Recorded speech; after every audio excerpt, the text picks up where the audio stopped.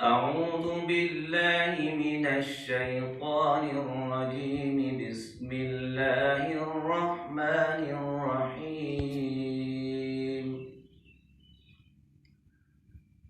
لقد كان لكم في رسول الله أسوة حسنة لمن كان يرجو الله واليوم الآخر وذكر الله كثيرا. ولما رأى المؤمنون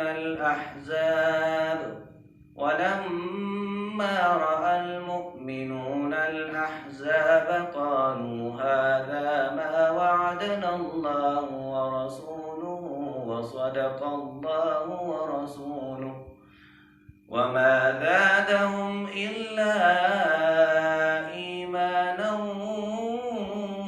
وتسليما. من المؤمنين رجال صدقوا ما عاهدوا الله عليه، فمنهم من قضى نحبه ومنهم من ينتظر وما بدلوا تبديلا.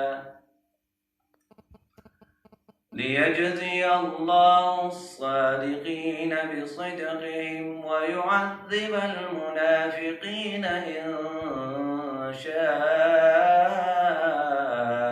أو يتوب عليهم، إن الله كان غفورا رحيما.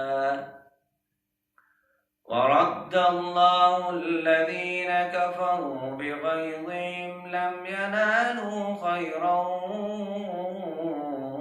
وكفى الله المؤمنين القتال وكان الله قويا عزيزا.